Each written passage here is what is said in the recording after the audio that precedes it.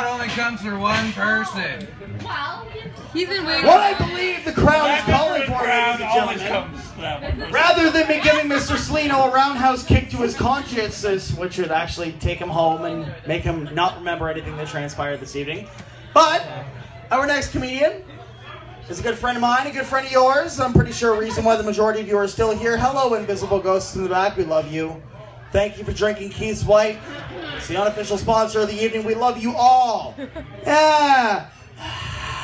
MIDI sounds coming from everybody. Great. But anyway, we have a Scott's Corner debut own. He has been doing stand-up comedy for about 5 to 6 weeks now, working on his shit, making sure that everything works out.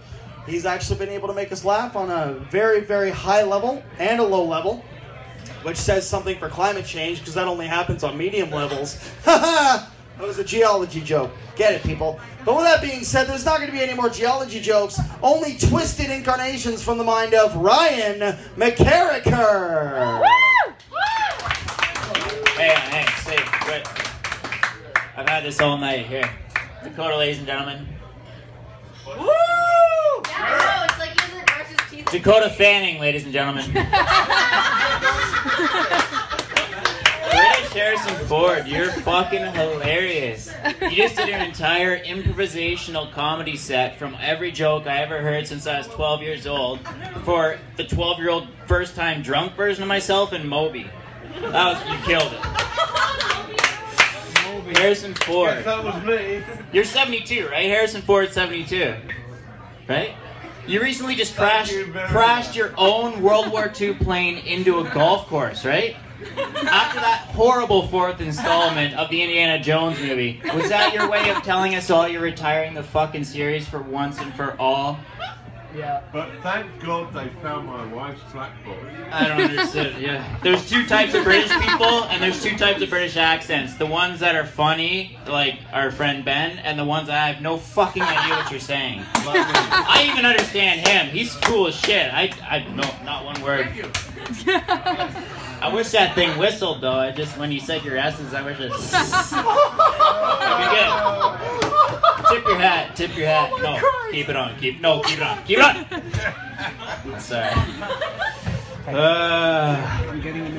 So a funny thing happened to me last night, and by funny I mean it was not funny at all. This is a 100% true story. I'm going to start off with a classy bit of material.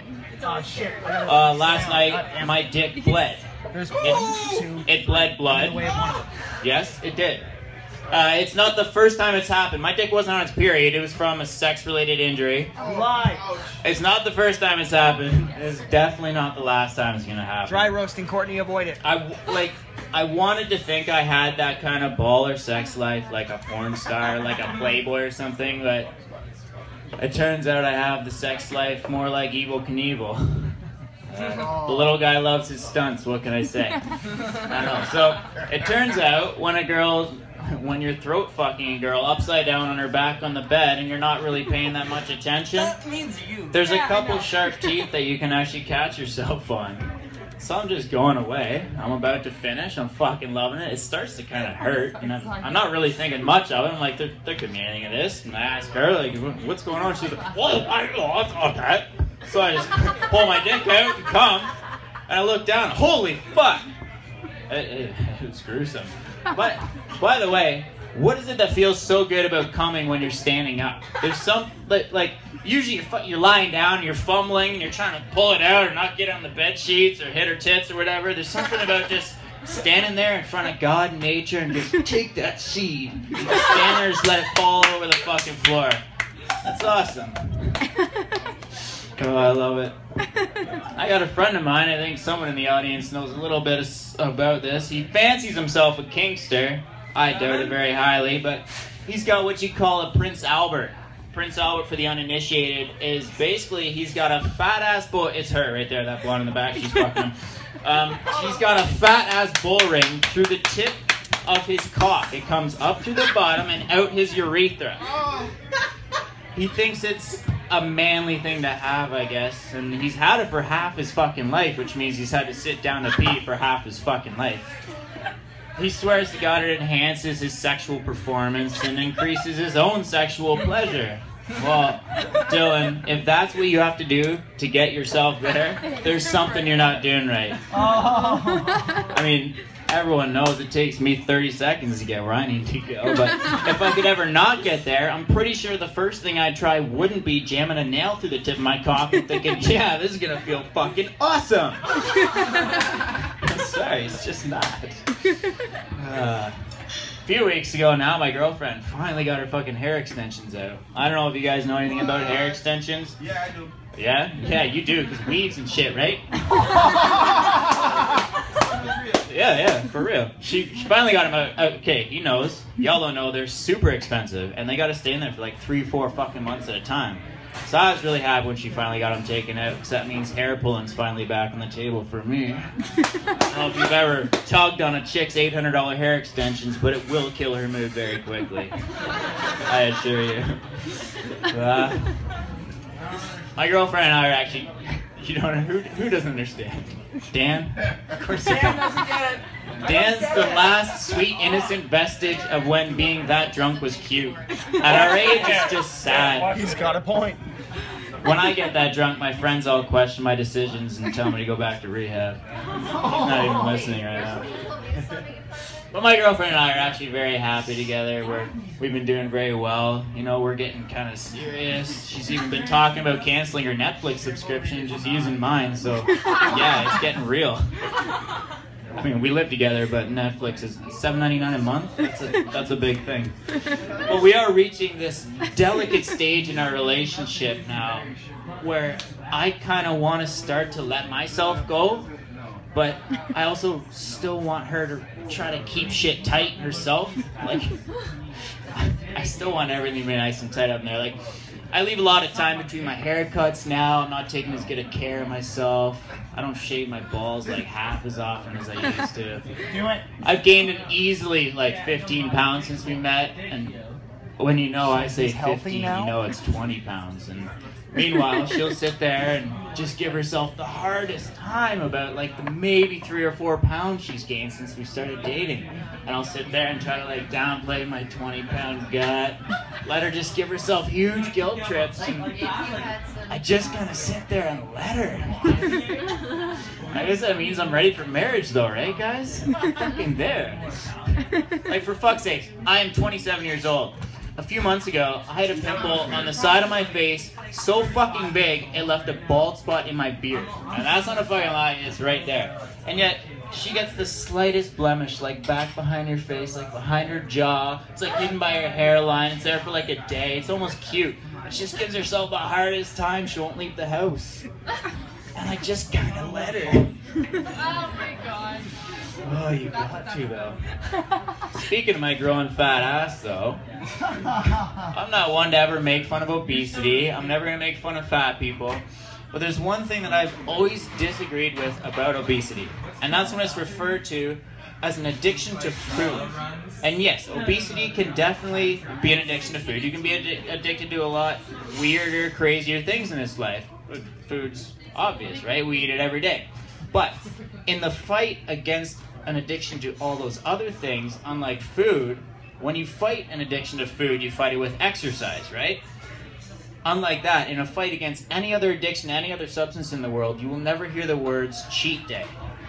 Only in exercise will you ever have a 400-pound miserable son of a bitch just slamming away on a fucking treadmill 6 days a week, cramming celery down his throat and guzzling water, only to, on the 7th day, receive his award, where he's allowed to eat as much of whatever the fuck he wants to, as long as he's back on that treadmill first thing Monday morning. Could you imagine Harrison Ford going up to a junkie and being like, dude, I just heard you got out of rehab, man. Good for you. What, like 6 days sober? You're doing fucking awesome, man. You know what? You deserve a reward. Here's a huge pile of heroin. You do as much of it as you can cram into your collapsed veins, mister. Just make sure you're back in that methadone clinic line first thing Monday morning. I want to see you there. I got one little story for you. Not you, shut your ears. I'm joking, Harrison Ford. Star Wars, right? Careful, I'll get my fucking whip out. Oh, you're Thank me. It's about some friends of mine. Crazy motherfucker. They went to Mexico. These guys are a group of avid gamblers. They love gambling. Most rehab specialists would say they're gambling addicts. But they took their gambling show on the road this last winter. They went down to Mexico and decided to go stay at a resort for a few weeks. So they go down there. They're down there for a few days. They're hitting the slots or whatever the fuck you do in Mexico. And after a few days, they realized none of them had really gotten laid yet. And so, being the avid gamblers they are, they all decided to throw $50 into a pot and agree that the first person to fuck a local girl from Mexico gets to take the whole pot. So, the first day goes by, nothing, no action, everything's dry as a whistle. Second day, still nothing, there might have been a sniff, but nothing. The third day, finally, the one friend of mine manages to nail the maid of the hotel that they were staying at. No, this was no 5-star hotel. I mean, banging the maid from this hotel was kind of like going down on the dish pit girl of the local Mandarin restaurant at the end of her shift. I'm talking grease. You guys know what ADP is? It stands for all day pussy. It's what you get when you wear tights, 2 pairs of underwear, and leather pants, walk around a dish pit all night, swish in, you don't pee, and you don't slob it. That's what it's like. But, nonetheless, he got the pot, he was happy, he went to bed a happy man. Until the next day when he woke up and he experienced an extreme burning when he peed. Uncomfortable urethra. So as you do, you go to the resort doctor. He visits him, the doctor runs a bunch of tests, but the tests come back negative. Nothing, no STD. So he shrugs it off. Enjoys the rest of his vacation. Until he's on the plane ride home when he realizes, fuck, I'm going back to Canada. I better get Western medicine's opinion on this. He goes and visits his family doctor, and after a little investigating, the family doctor manages to remove a jalapeno seed from his urethra. It had been lodged in there, causing him extreme burning. You can imagine what kind of sex he was having. It starts with the asshole. There's a moral to this story, though, Harrison Ford. When your family doctor is digging around the tip of your cock with a massive pair of tweezers because you decided to raw dog anal fuck the Mexican maid of a 1-star hotel, it's time to consider you gotta quit gambling. That's all I was really gonna say. That's all you really can. Yeah. Hey, you wanna come up? I don't know. Do you have a joke right up on Ryan? Come on. No. Woo! Oh, okay. I got one joke about Courtney that I haven't said in like a long time. So tell the joke while we... Oh, yeah. In front of your sister. There we go. Now take another sip. My girlfriend's a wonderful girl, but she's had some bowel issues from time to time. Bowel issues! Backup singer.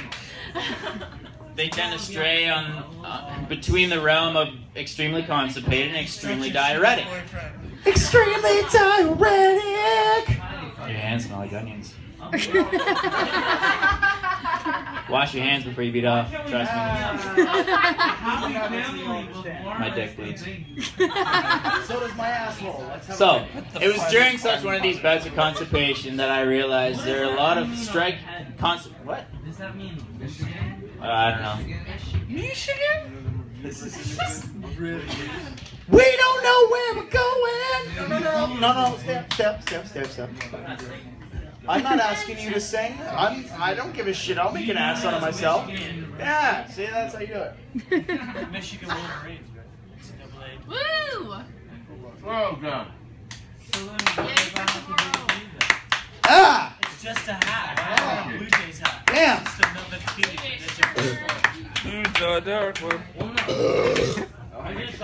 Yeah, that's how we do. You're so funny. All right. Ryan McCarthy.